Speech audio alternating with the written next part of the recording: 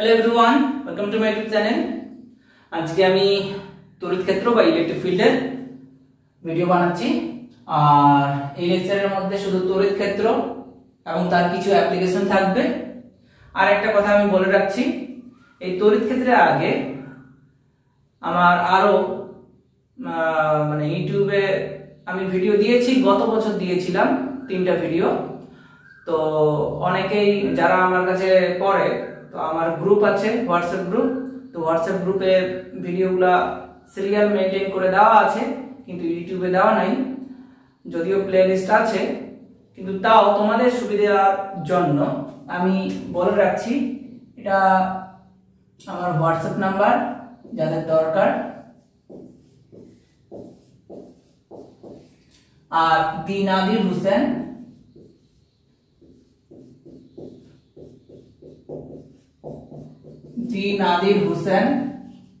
নামে আমার একটা টেলিগ্রাম চ্যানেল আছে। সেই টেলিগ্রাম চ্যানেলে তোমরা সার্চ করবে দি নাদির হোসেন। সেখানে একদম পিডিএফ আকারে আবার ভিডিও আকারে সিরিয়াল মেইনটেইন করে প্রত্যেকটা ভিডিও পাবে। তো বেটার হবে এই টেলিগ্রাম চ্যানেলে তোমরা প্রত্যেকেই যাবে। টেলিগ্রাম চ্যানেলে গিয়ে সেখানে একদম সিরিয়াল মেইনটেইন করে একের পর এক ভিডিও আমার দেওয়া আছে। তো কষ্ট করে আর ডেসক্রিপশনেও খুঁজতে হবে না যে এটার পর কোন ভিডিওটা আমরা পড়বো। তো টেলিগ্রাম চ্যানেলে যাবা তোমরা, দি নাদির হোসেন আমার চ্যানেলের নাম। সেখানে প্রত্যেকটা ভিডিও মেইনটেইন করা আছে সিরিয়ালি। তো যাই হোক, আজকে আমি তড়িৎ ক্ষেত্র বা ইলেকট্রিক ফিল্ড শুরু করছি। তড়িৎ ক্ষেত্র বা ইলেকট্রিক ফিল্ড বা ক্ষেত্র, এরকম একটা নাম আসছে। জিনিসটা কি? তার আগে তোমাদের আমি কুলম্বের সূত্র পড়াইছি, কুলম্বের সূত্রের অ্যাপ্লিকেশন, তারপর কন্টিনিউয়াস চার্জ ডিস্ট্রিবিউশন 3 রকম ছিল, এসব জিনিস আমি পড়িয়েছি। অবশ্যই তোমরা ওই ভিডিওগুলো দেখবে, ওগুলো না দেখলে পরে এই কনসেপ্টগুলো বুঝতে পারবে না। তো তড়িৎ ক্ষেত্র জিনিসটা কি? ইলেকট্রিক ফিল্ড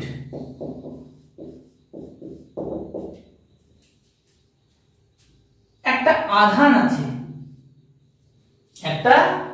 আছে, সেই আধানের যতদূর পর্যন্ত তার একটা প্রভাব বলতে কি, আকর্ষণ থাকতে পারে অথবা বিকর্ষণ থাকতে পারে। যে কোনো একটা আধান আছে, সেই আধানের চারদিকে যতদূর পর্যন্ত তার একটি প্রভাব থাকবে, সেই প্রভাবটা কি অ্যাট্রাকটিভ হতে পারে অথবা রিপালসিভ, মানে আকর্ষণ হতে পারে অথবা বিকর্ষণ প্রকৃতির হতে পারে। সেই সমস্ত অঞ্চলটাকে উক্ত আধানের ইলেকট্রিক ফিল্ড বা তড়িৎ ক্ষেত্র বলা হয়। আরেকবার রিপিট করছি, যে কোনো একটা আধানের একটা নির্দিষ্ট অঞ্চল পর্যন্ত কি থাকবে, একটা প্রভাব থাকবে। সেই প্রভাবটা কি আকর্ষণ প্রকৃতির বল হতে পারে অথবা বিকর্ষণ প্রকৃতির বল হতে পারে। এই প্রভাবটাকে এই যতদূর পর্যন্ত থাকবে, এই সমস্ত অঞ্চলটাকে বলবো আমরা ইলেকট্রিক ফিল্ড বা তড়িৎ ক্ষেত্র। কার? উক্ত আধানের। এটা তোমরা মাথায় রাখবে। তাহলে তড়িৎ ক্ষেত্র জিনিসটা আমরা জানলাম। যেমন তোমরা চৌম্বক ক্ষেত্র জানো, প্রত্যেকেই ছোটবেলায় পড়েছো, সেই টাইপেরই, যদিও ডেফিনেশনটা সেম। একটা ম্যাগনেট আছে, এবার আমার পাশে কিছু লোহ চূর্ণ আছে, পেনটা মনে করো কি লোহ চূর্ণ। যদি আমি কাছাকাছি নিয়ে যাই, তাহলে হচ্ছে কি আকর্ষণ করছে, যত দূরে নিয়ে যাচ্ছি আকর্ষণ করছে না, নিয়ে যেতে যেতে এই পর্যন্ত হচ্ছে কি আকর্ষণ করছে, তারপর আর আকর্ষণ করছে না। তাহলে এই যতদূর পর্যন্ত ওর আকর্ষণ থাকছে, সেই পুরো অঞ্চলটাকে আমরা কি একটা ম্যাগনেটের চৌম্বক ক্ষেত্র বলছিলাম। তো এখানে ম্যাগনেটের জায়গায় কি আছে? এখানে ম্যাগনেটের জায়গায় একটি আধান রাখা আছে। সেই আধানের যতদূর পর্যন্ত তার একটা কি প্রভাব থাকছে, সেই পুরো অঞ্চলটাকে, এই যে অঞ্চল, এই পুরো অঞ্চলটাকে আমরা কি বলবো? তড়িৎ ক্ষেত্র বা ইলেকট্রিক ফিল্ড। কার? ওই আধানের। ক্লিয়ার? তো যে আধান তড়িৎ ক্ষেত্র উৎপন্ন করতে পারে, তার একটা বিশেষ নাম আছে। নামটা আমি এখানে লিখে রাখছি।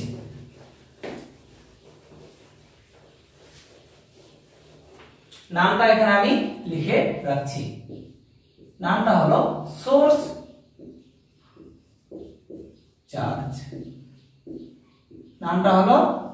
চার্জ।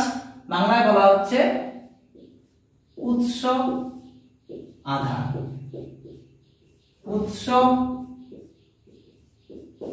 আধান। ক্লিয়ার? তাহলে যে আধানের জন্য তড়িৎ ক্ষেত্র আমরা পেলাম সেই আধানকে এখানে বলা হয় সোর্স চার্জ বা উৎস আধান। উৎস মানে যে হচ্ছে কি ইলেকট্রিক ফিল্ড বা তড়িৎ ক্ষেত্র জেনারেট করছে, উৎপন্ন করছে। ক্লিয়ার? এইবার তড়িৎ ক্ষেত্রের পর আমরা একটা টার্ম জানবো যেটা খুবই ইম্পর্টেন্ট। এবার আমরা বলবো তড়িৎ ক্ষেত্রের প্রাবল্য বা তীব্রতা বা ক্ষেত্র প্রাবল্য। ইংলিশ থেকে বলা হয় ইন্টেন্সিটি অফ ইলেকট্রিক ফিল্ড বা শুধু ইলেকট্রিক ফিল্ডও বলা হয়, যার সিম্বল বড় হাতের ই। এটা মাথায় রাখবে আপাতত, জিনিসটা কি আমি আলোচনা করছি। এই যে একটু আগে আমি বললাম যে উৎস আধান বা সোর্স চার্জ, যার সিম্বল কি বড় হাতের কিউ, তার দরুন একটা নির্দিষ্ট কি অঞ্চল পর্যন্ত তার একটা কি থাকছে, প্রভাব থাকছে। একটা কি থাকছে, প্রভাব থাকছে। সে আকর্ষণ হতে পারে অথবা বিকর্ষণ প্রকৃতির হতে পারে প্রভাবটা, কার? উৎস আধানের। তো যে যতদূর পর্যন্ত উৎস আধানে একটা প্রভাব থাকছে সেই অঞ্চলটাকে আমরা কি বললাম, ইলেকট্রিক ফিল্ড বা তড়িৎ ক্ষেত্র। কিন্তু এখানে একটা কোশ্চেন আছে, আমরা কি করে বুঝবো যে উৎস আধান তড়িৎ ক্ষেত্র এখানে জেনারেট করেছে বা উৎপন্ন করেছে? আমরা উভয়ে কিন্তু বুঝতে পারবো না। বোঝার জন্য একটা পরীক্ষা করব। সেই পরীক্ষাটা কি, বাইরে থেকে দ্বিতীয় একটা আধানকে ওই অঞ্চলের মধ্যে আনবো। বাইরে থেকে দ্বিতীয় যে আধানটাকে আনবো সেই আধানটাকে বলা হয় পরীক্ষণীয় আধান বা টেস্ট চার্জ। টেস্ট চার্জের সিম্বল ছোট হাতের কিউ। তো বাইরে থেকে তড়িৎ ক্ষেত্রের মধ্যে যদি আমি টেস্ট চার্জকে আনি তো দেখা যাবে যে বিন্দুতে তড়িৎ ক্ষেত্রের মধ্যে টেস্ট চার্জকে আনবো সেখানে টেস্ট চার্জের উপর কি এক ধরনের ফোর্স বা বল অনুভূত হচ্ছে। মানে টেস্ট চার্জটি সেখানে কি একটা ফোর্স এক্সপেরিয়েন্স করছে, বল এক্সপেরিয়েন্স করছে। এই যেহেতু বাইরে থেকে আধানটাকে এখানে আনলাম এই বিন্দুতে, আনার দরুন সঙ্গে সঙ্গে সে হচ্ছে কি একটা ফোর্স বা বল এক্সপেরিয়েন্স করছে। যেহেতু ফোর্স বা বল এক্সপেরিয়েন্স করছে সেখান থেকে আমরা বুঝতে পারবো যে না, এখানে সত্যিই কি তড়িৎ ক্ষেত্র আছে। তাহলে তড়িৎ ক্ষেত্রের উপস্থিতি বোঝার জন্য আমাদের বিশেষ এক ধরনের আধান সম্পর্কে জানতে হবে। সেই আধানটাকে বলা হয় টেস্ট চার্জ বা পরীক্ষণীয়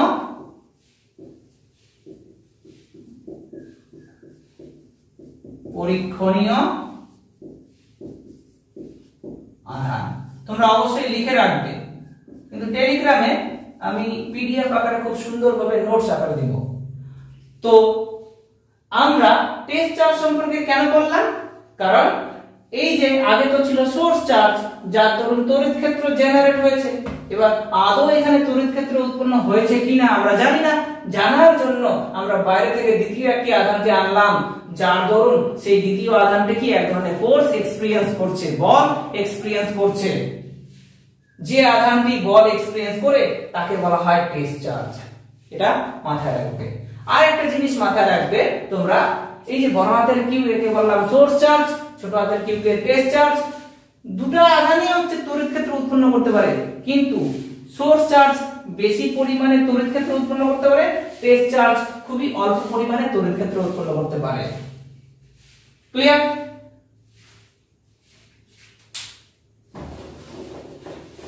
এইবার এই যে তড়িৎ ক্ষেত্রের প্রাবল্য বা তীব্রতা, ইন্টেন্সিটি অফ ইলেকট্রিক ফিল্ড, যার সিম্বল কি বড় হাতের ই, জিনিসটা কি ম্যাথমেটিক্যালি বলছি, যদিও আমি বলে দিয়েছি যে কি একটি সোর্স চার্জ আছে যার দরুন কি এখানে তড়িৎ ক্ষেত্র উৎপন্ন হয়েছে। এবার বাইরে থেকে একটা টেস্ট চার্জকে যদি আনা হয় তড়িৎ ক্ষেত্রের মধ্যে কোন এক বিন্দুতে, মনে করো এই বিন্দুতে আনলাম, বাইরে থেকে এখানে আনলাম টেস্ট চার্জকে, যদিও বইয়ের মধ্যে ইউনিট পজিটিভ চার্জ বা একক ধনাত্মক লেখা আছে। ডেফিনেশন মানে বুঝতেই পারছো, সেটা মনের মতন করে আমরা যেভাবে দিই সেরকমই। তো ইউনিট পজিটিভ চার্জ বললেও হবে বা যে কোনো একটি আধান, ধনাত্মক আধান বললেও হবে। তো বাইরে থেকে একক ধনাত্মক আধানকে তড়িৎ ক্ষেত্রের মধ্যে যদি আমি আনি তাহলে সেই আধানটি ওই বিন্দুতে এক ধরনের বল বা ফোর্স এক্সপেরিয়েন্স করে, তখন সেই বিন্দুতে সেটাকে বলা হয় তড়িৎ ক্ষেত্রের প্রাবল্য বা তীব্রতা, যার সিম্বল বড় হাতের ই। ক্লিয়ার? এই যে একটু আগে আমি ডেফিনেশনটা বললাম তড়িৎ ক্ষেত্রের প্রাবল্য বা তীব্রতা, সেটা সেই ডেফিনেশনটা ম্যাথমেটিক্যালি আমরা বলতে পারবো খুব সহজে। প্রত্যেকটা বইয়ের মধ্যে ম্যাথমেটিক্যালি বলা আছে। তো ম্যাথমেটিক্যালি বলতে গেলে আমাদের কি দরকার? থিওরি দরকার। থিওরি তো জানি না, যে তড়িৎ ক্ষেত্রে প্রাবল্যর কোন রকমের সূত্র বা থিওরি এখনো পর্যন্ত আমরা জানি না। তো সেটা কিভাবে আসলো, তার থিওরি কি, সেটা আমি প্রমাণ করব। প্রমাণ করার জন্য দেখো জিনিসটা কি, খুবই মজাদার জিনিস। ধরলাম যে এটা হচ্ছে কি এক্স অক্ষ, এটা ওয়াই অক্ষ। ক্লিয়ার? এটা এক্স অক্ষ, এটা ওয়াই অক্ষ। যদি অ্যাক্সিস না কনসিডার করলেও চলবে, বোঝার সুবিধার জন্য বলছি। বললাম যে এখানে কি একটি সোর্স চার্জ আছে। সোর্স চার্জ কি উৎপন্ন করবে? তড়িৎ ক্ষেত্র। সেই তড়িৎ ক্ষেত্রটা কি এরকম। তাহলে এই যে সোর্স চার্জ এখানে আছে, নির্দিষ্ট একটা বিন্দুতে আছে, অরিজিন থেকে নির্দিষ্ট দূরত্বে আছে। অরিজিন থেকে নির্দিষ্ট দূরত্বকে কি বলা হয়? অবস্থান ভেক্টর বা পজিশন ভেক্টর। ধরলাম এর পজিশন ভেক্টর হচ্ছে কি r1 ভেক্টর। ক্লিয়ার? তাহলে কি এখানে একটি সোর্স চার্জ আছে, যেটি একটা কি তড়িৎ ক্ষেত্র বা ইলেকট্রিক ফিল্ড উৎপন্ন করলো। এই সোর্স চার্জটি অরিজিন থেকে নির্দিষ্ট দূরত্বে আছে, তার অবস্থান ভেক্টর কি r1 ভেক্টর। ক্লিয়ার? এবার তড়িৎ ক্ষেত্রের প্রাবল্য মেজারমেন্ট করতে গেলে আমাদের কি করতে হয়? তড়িৎ ক্ষেত্রের মধ্যে বাইরে থেকে একটা টেস্ট চার্জ বা পরীক্ষণীয় আধানকে আনতে হয়। আনলাম বাইরে থেকে একটা টেস্ট চার্জকে তড়িৎ ক্ষেত্রের মধ্যে কোন এক বিন্দুটা ধরলাম কি এটা টেস্ট চার্জের সিম্বল কি ছোট হাতের কিউ আনলাম। এখন দেখা যাচ্ছে টেস্ট চার্জও কি অরিজিন থেকে নির্দিষ্ট দূরত্বে আছে, সেই দূরত্বটা ধরলাম কি r2 ভেক্টর। ধরলেও হয়, না ধরলেও চলে। এইবার দেখা যাচ্ছে টেস্ট চার্জকে যখনই তড়িৎ ক্ষেত্রের মধ্যে কোনো বিন্দুতে আনবো, তখন টেস্ট চার্জটা কি এক ধরনের ফোর্স বা বল সেই বিন্দুতে এক্সপেরিয়েন্স করছে। সেই জিনিসটাকেই তো আমরা বলি তড়িৎ ক্ষেত্রের প্রাবল্য বা ইন্টেন্সিটি অফ ইলেকট্রিক ফিল্ড। যে বিন্দুটাতে আনবো, এখানে আনলাম তো, এখানে কি সে একটা ফোর্স বা বল এক্সপেরিয়েন্স করছে, তখন সেই বিন্দুতে ওই ফোর্স বা বলটাকে বলবো আমরা ইন্টেন্সিটি অফ ইলেকট্রিক ফিল্ড বা তড়িৎ ক্ষেত্রের প্রাবল্য বা তীব্রতা। এবার এখানে তোমরা দেখো, আমরা তো থিওরি বানাবো। দেখা যাচ্ছে সোর্স চার্জ আর টেস্ট চার্জ নির্দিষ্ট দূরত্বে আছে। এই দূরত্বটা ধরে নিলাম আর ভেক্টর। এই দূরত্বটা ধরে নিলাম আর ভেক্টর। এখানে আর ভেক্টরটাকে আমরা অ্যারোটা এরকমও দিতে পারি অথবা অ্যারো এরকমও দিতে পারি। এইবার দেখো তোমরা ভেক্টর ত্রিভুজ সূত্র অনুযায়ী এখানে এই দুটো বাহুর ডাইরেকশন কি একই দিকে, আর এটা কি অপোজ করছে। যেটা অপোজ করে সেটাই কি লব্ধি। তাহলে এটা ইকুয়াল টু কি এটা প্লাস এটা। এটা না লিখলেও চলবে, তাও লিখে দিচ্ছি। এটা ইকুয়াল টু কি এটা প্লাস এটা, মানে r1 ভেক্টর ইকুয়াল টু কি r2 vector plus r vector. তাহলে r ভেক্টর ইকুয়াল টু কি দাঁড়াচ্ছে r1 মাইনাস r2। এই r1 মাইনাস r2 কে আমি এখানে r ভেক্টর নাম দিয়েছি, যার মান হচ্ছে কি r। মান হচ্ছে কত r, আর ভেক্টরে যদি লিখি তাহলে r ভেক্টর। তো আমি মানটাই মুখস্থ রাখবো, তোমরা এই ডায়াগ্রামটা মনে রাখবে। অ্যাকচুয়াল ডায়াগ্রাম, থিওরিটা এখান থেকেই অ্যাকচুয়ালি এসেছিল। তো এইবার দেখো, এটা একটা আধান, এটা একটা আধান। এটাকে q1 মনে করো, এটাকে q2 মনে করো। তাদের মধ্যবর্তী দূরত্ব কত r। যখনই দুটি বিন্দু আধান পরস্পর নির্দিষ্ট দূরত্বে থাকবে, তখনই আমরা কি কুলম্বের সূত্র অ্যাপ্লাই করে তাদের মধ্যে আকর্ষণ বা বিকর্ষণ বল কি বের করতে পারবো। সেই বল কি জানি আমরা, formula F equal to 1/4 pi epsilon. যে কোনো মাধ্যমে যদি করি, শূন্য মাধ্যমে করলে কি এপসাইলন 0, আর যে কোনো মাধ্যমে করলে কি epsilon 1/4 pi epsilon q1 q2 by r square. q1 বলতে এখানে কি বড় হাতের q মনে করো, আর q2 বলতে কি এখানে ছোট হাতের q মনে করো। তাদের মধ্যবর্তী দূরত্ব কত r আছে, এখানে r স্কয়ারই হবে। ক্লিয়ার? তাহলে কি দাঁড়ালো F equal to 1/4 pi epsilon q1 q2 by r square. এইবার এটাকে আমরা এইভাবে লিখতে পারি 1/4 পাই এপসাইলন q বড় হাতের q বাই r স্কয়ার। এই পুরো পার্টটাকে একসঙ্গে রাখলাম ইনটু ছোট হাতের q। আর এদিকে কি আছে F। এই যে পার্টটা, এই পার্টের মধ্যে, এই টার্মের মধ্যে দেখো কি আছে 1/4πε q/r²। বড় হাতের q, বড় হাতের q এর নাম কি? Source charge. আর সোর্স চার্জ কি উৎপন্ন করে? তড়িৎ ক্ষেত্র। এর জন্য এর জায়গায় আমরা একটা সিম্বল দেব, সেই সিম্বলটা হচ্ছে কি বড় হাতের E। আর সঙ্গে কি গুণ আছে? ছোট হাতের q। তাহলে F = কি দাঁড়ালো?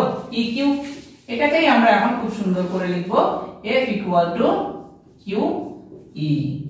এই একটা আমরা ফর্মুলা পেয়ে গেলাম, যেখানে বড় হাতের E কার জায়গায়, যেখানে বড় হাতের E ইকুয়াল টু কার পরিবর্তে লিখলাম 1/4πε বড় হাতের q/r²। এই জিনিসটাকে বলা হচ্ছে তড়িৎ ক্ষেত্র। এই জিনিসটাকে বলা হচ্ছে তড়িৎ ক্ষেত্র। তো এই আমরা ফর্মুলা পেলাম F = QE। এবার আমরা আবার তড়িৎ ক্ষেত্রের প্রাবল্য বা তীব্রতা ম্যাথমেটিক্যাল ডেফিনিশন শিখব। প্রত্যেকটা বইয়ের মধ্যে এই ডেফিনিশনটাই আছে। এই ডেফিনিশনটা শেখানোর জন্য আমি এত বকবক করলাম, কি করে থিওরিটা আসলো, যেটা বইয়ের মধ্যে প্রুফ করা নাই আমি প্রুফ করে দিলাম। তো আর একটা কথা আমি বারবার এই জন্য রিপিট করছি, কারণ এই চ্যাপ্টারে 99% ম্যাথ তখনই পারবে যখন কনসেপ্ট ক্লিয়ার হবে। কনসেপ্ট ক্লিয়ার না হলে ম্যাথ কখনই পারবে না। তো এই জন্য হচ্ছে আমি বারবার রিপিট করছি, এই ভিডিওটা রিপিট করার কারণই তাই। তো দেখো প্রুফ করলাম F = QE, যেখানে E = কি F/Q। এইবার এই কোশ্চেনের মধ্যে কোথাও সোর্স চার্জ বা উৎস আধান নেই। এই কোশ্চেনের মধ্যে কি আধান আছে? Test charge. আর টেস্ট চার্জের জন্য হচ্ছে কি বল ব্যাপারটা থাকে। তো যদি Q = 1 হয়, মানে একক ধনাত্মক নিলাম, তাহলে এটা কার সঙ্গে সমান হচ্ছে? F এর সঙ্গে। তো এখানে ডেফিনিশনটা আমরা এরকম বলতে পারি যে কি একটা তড়িৎ ক্ষেত্র আছে, তড়িৎ ক্ষেত্র উৎপন্ন হয় সোর্স চার্জের দরুন, এটা আমরা জানি। একটা তড়িৎ ক্ষেত্র আছে, তড়িৎ ক্ষেত্রের মধ্যে বাইরে থেকে একটা একক ধনাত্মক আধানকে কোনো বিন্দুতে যদি আনা হয়, তাহলে সেই আধানটা এক ধরনের কি বল এক্সপেরিয়েন্স করে, তখন সেই বলটাকেই বলবো আমরা কি তড়িৎ ক্ষেত্রের প্রাবল্য। কারণ দেখো তড়িৎ ক্ষেত্রটা তখন কার সঙ্গে সমান হয়েছে? বলের সঙ্গে। যদি তড়িৎ ক্ষেত্রের মধ্যে একটা একক ধনাত্মক আধানকে আনা হয় কোনো বিন্দুতে, তখন সেই বিন্দুতে আধানটা কি এক ধরনের বল বা ফোর্স এক্সপেরিয়েন্স করে, সেই বলটাকেই বলবো আমরা ওই বিন্দুতে তড়িৎ ক্ষেত্রের প্রাবল্য। ক্লিয়ার? এই হলো ম্যাথমেটিক্যাল ডেফিনিশন। এইবার আমরা তড়িৎ ক্ষেত্রের একক মাত্রা শিখব। খুব সোজা, তড়িৎ ক্ষেত্রের একক ও মাত্রা। প্রথমে একক।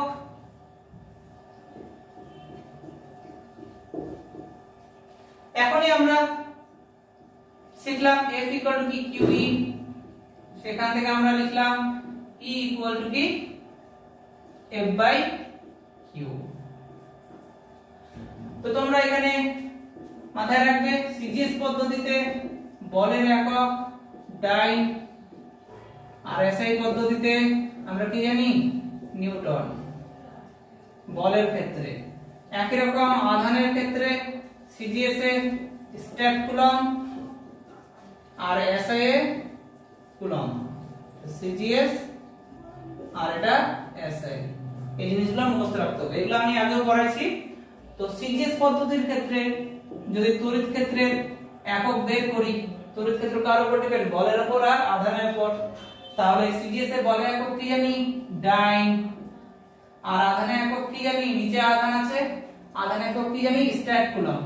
বইয়ের মধ্যে ইএসইউ লেখা আছে, ইএসইউ যা স্ট্যাট কুলম্ব তা। তাহলে সিজিএস পদ্ধতিতে তড়িৎ ক্ষেত্রের একক কি? ডাইন পার স্ট্যাট কুলম্ব।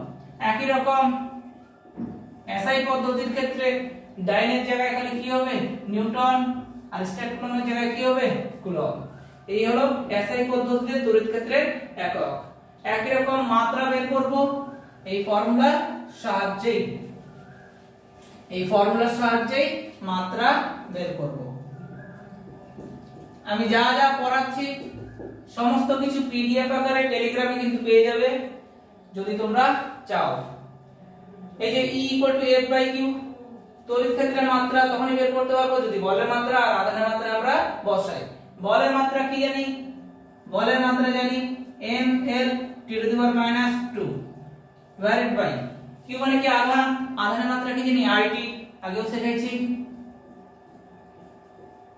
কাটাকাটি করে তাহলে কি পাওয়া যাচ্ছে m l t to the power +1 আছে, উপরে -2 আছে, গেলে পরে হবে -3, i এর পাওয়ারে কিছু নেই মানে +1, উপরে উঠলে -1।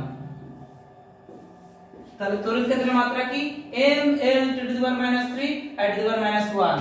আর একটা জিনিস এখানে তোমাদের আমি শেখাবো, এই যে তড়িৎ ক্ষেত্রের SI একক কি নিউটন পার কুলম্ব, তড়িৎ ক্ষেত্রের আর এক ধরনের SI একক আছে, এককটা হলো ভোল্ট পার মিটার। আমি প্রুফ করে দেখাচ্ছি, খুবই ইম্পর্টেন্ট, এগুলো এমসিকিউ থাকে।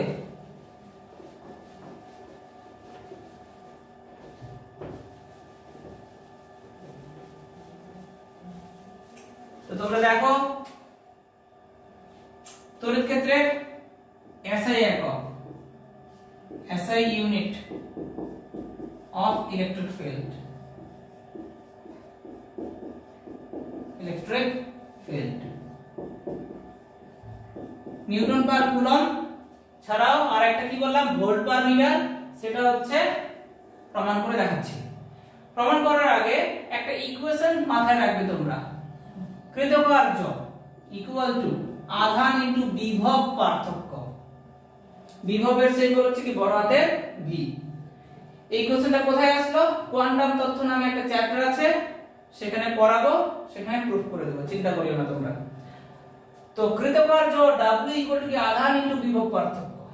আবার কৃতকার্য মানে আবার আমরা কি জানি বল ইনটু সরণ, সরণের সিম্বল x ধরলাম সাপোজ, ইকুয়াল টু কি আধান ইনটু বিভব পার্থক্য। এবার যদি একক বসাই, বলের SI একক কি জানি নিউটন, x মানে কি দূরত্ব, দূরত্বের একক কি জানি মিটার, তাহলে newton into metre equal to ডান দিকে q আছে, q মানে কি আধান, আধানের SI একক কি কুলম্ব, আর v মানে কি বিভব পার্থক্য, বিভব পার্থক্যের SI একক কি জানি ভোল্ট। তাহলে এখানে কি আমরা পেলাম newton into metre equal to কি কুলম্ব ইনটু ভোল্ট। এখান থেকে কুলম্বটাকে নিচে আনলে পাওয়া যাবে newton per coulomb equal to কি, আর এই মিটারটা এর নিচে ভোল্ট পার মিটার। তাহলে এখানে 1 1 নিয়ে নিলাম, 1 নিউটন পার কুলম্ব যা 1 ভোল্ট পার মিটারও তা। তো SI পদ্ধতিতে তড়িৎ ক্ষেত্রে একক কি পেলাম আমরা newton per coulomb, newton per coulomb কার সঙ্গে সমান হচ্ছে ভোল্ট পার মিটারের সঙ্গে, সেই হিসেবে আমরা বলতে পারি তড়িৎ ক্ষেত্রে SI একক ভোল্ট পার মিটার। খুবই ইম্পর্টেন্ট, এই প্রুফটা আসে, তোমরা অবশ্যই প্রেস করে রাখবে।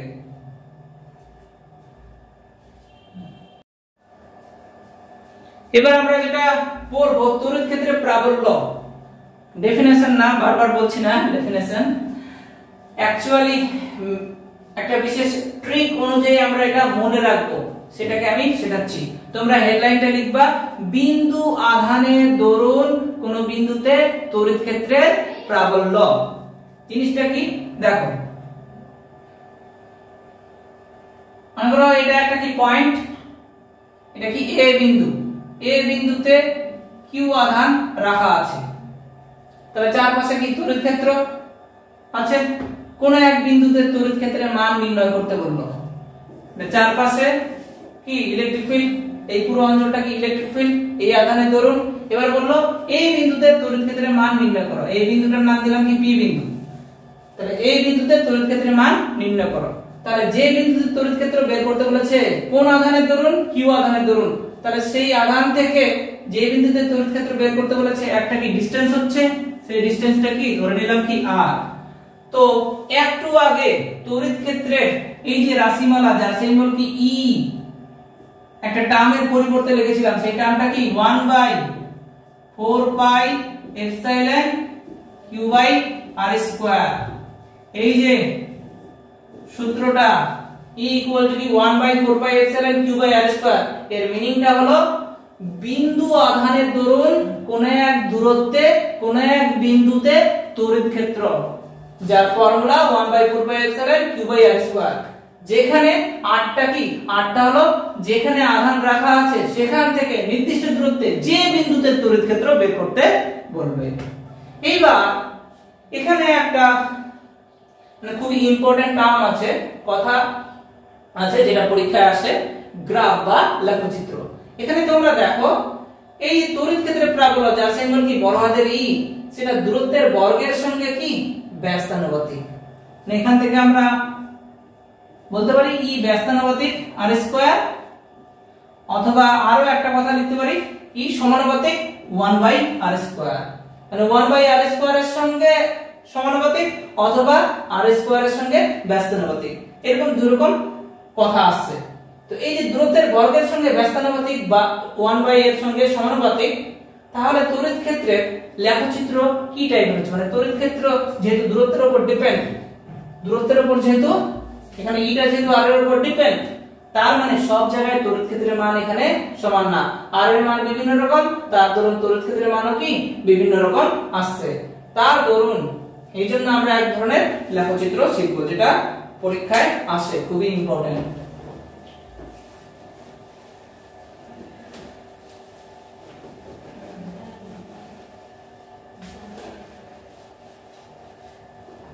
তো এই কোশ্চেনটা আমি লিখে রাখছি।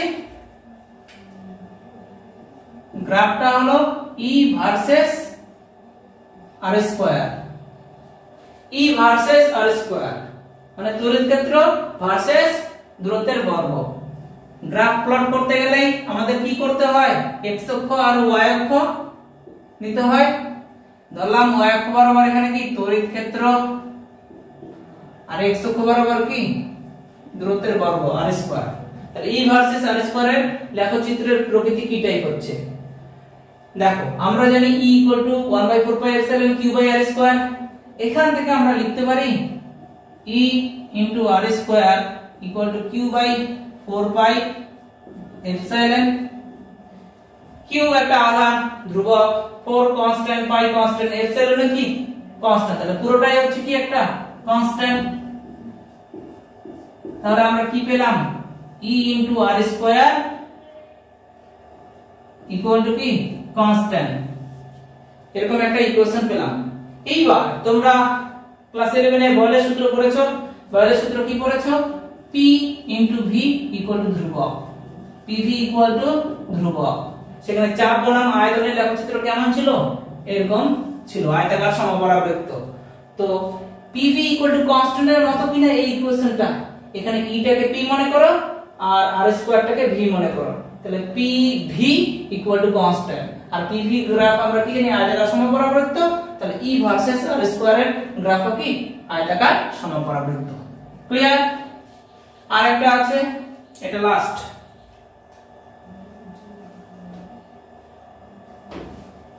আচ্ছা এটা বুঝবো না। আরেকটা হলো E ভার্সেস, কোথায় লিখবো? আচ্ছা এটা মুছে দিই।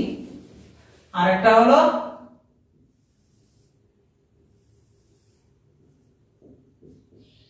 E versus 1/r square. এবার 1/r স্কয়ারের সঙ্গে E ভার্সেস 1/r স্কয়ারের লেখচিত্র। তো আমরা জানি E কি 1/4πε q/r স্কয়ার। এখান থেকে আমরা বলতে পারি E সমানুপাতিক 1/r স্কয়ার, E সমানুপাতিক 1/r স্কয়ার, q/4πε এটা তো ধ্রুবক, তাহলে E সমানুপাতিক 1/r স্কয়ার। এইবার সমানুপাতিক চিহ্ন উঠালে একটা ধ্রুবক k ধরলাম, k * 1/r স্কয়ার।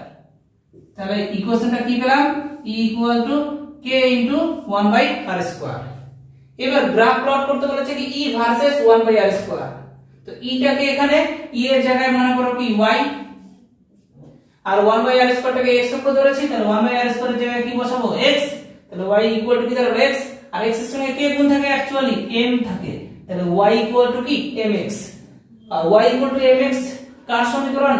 মূলবিন্দুগামী সরলরেখার সমীকরণ।